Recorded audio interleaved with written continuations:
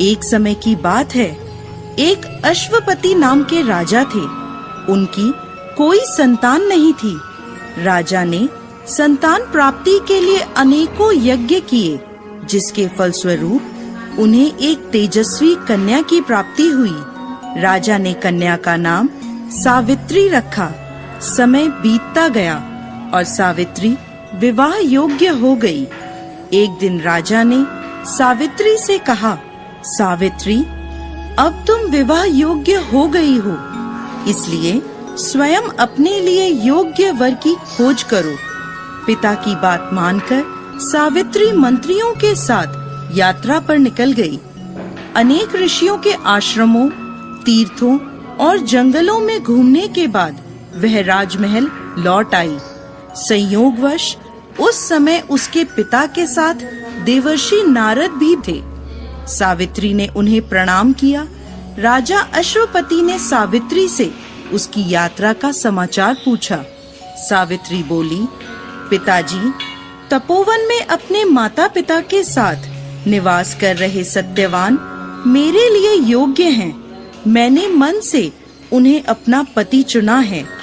सावित्री की बात सुनकर देवर्षि नारद चौंक उठे और बोले, राजन, सावित्री ने तो बहुत बड़ी भूल कर दी है।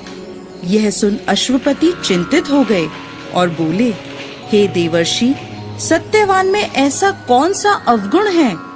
इस पर नारद जी ने कहा, राजन, सत्यवान के पिता शत्रुओं के द्वारा राज्य से वंचित कर दिए गए हैं। वह वन में तपस्वी जीवन व्यतीत कर रहे हैं और अपनी दृष्टि खो चुके हैं। राजन, सबसे बड़ी कमी यह है कि सत्यवान अल्पायु है।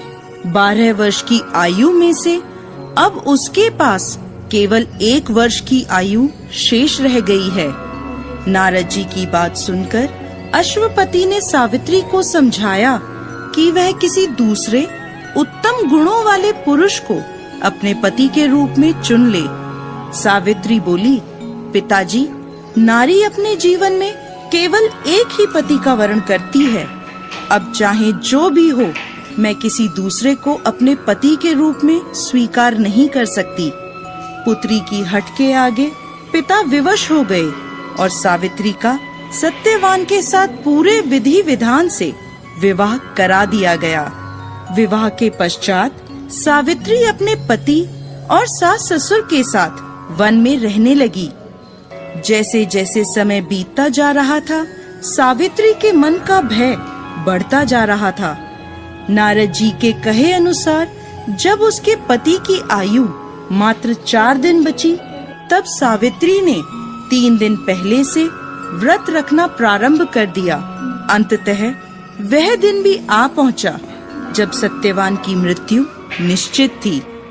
चौथे दिन जब सत्यवान लकड़ियां लेने वन को जाने लगा, तब सावित्री बोली, हे नाथ, मैं भी आपके साथ वन को चलूंगी। सत्यवान के मना करने पर भी वह सास ससुर की आज्ञा लेकर अपने पति के साथ वन को चली गई। वन में सत्यवान ने जैसे ही पेड़ से लकड़ी काटना शुरू करा, उसके सर में असहनीय पीड़ा होने लगी और वह पेड़ से उतर गया। सावित्री समझ गई कि उसके पति का अंत समय निकट है, अतः उसने अपने पति का सर अपनी गोद में रख लिया। लेटने पर सत्यवान अचेत हो गया। सावित्री चुपचाप आंसू बहाती ईश्वर से प्रार्थना करने लगी।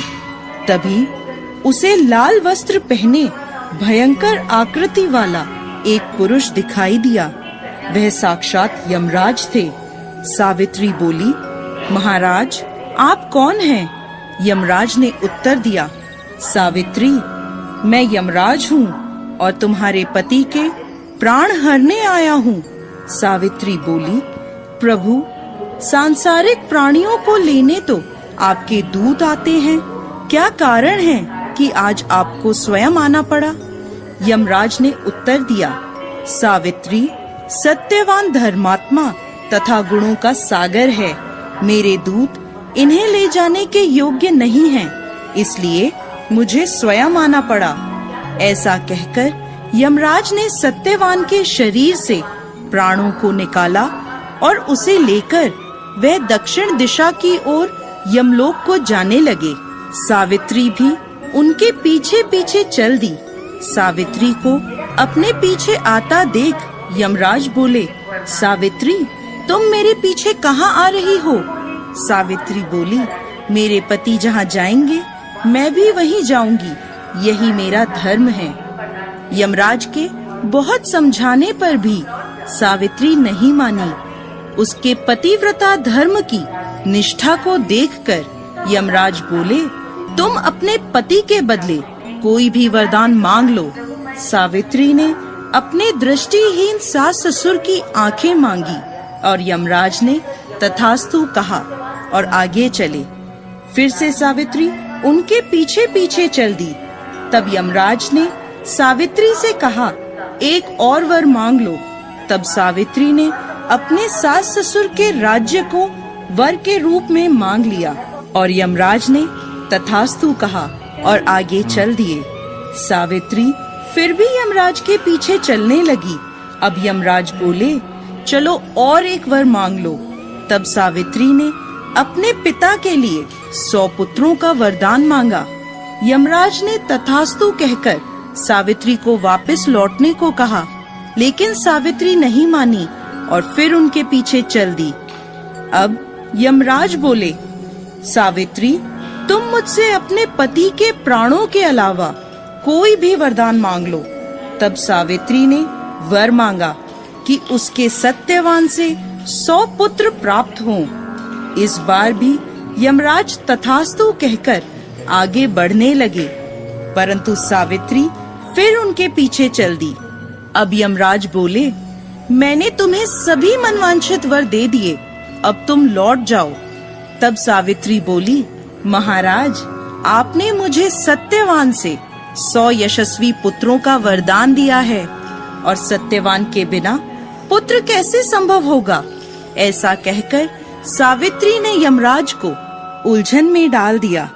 तब यमराज बोले, सावित्री, मैं तुम्हारी पतिव्रता धर्म से प्रसन्न होकर सत्यवान के प्राण छोड़ रहा हूँ और साथ साथ तुम्हें आशीर्वाद देता हूँ कि तुम्हारी यह कहानी युगों युगों तक सुनाई जाएगी।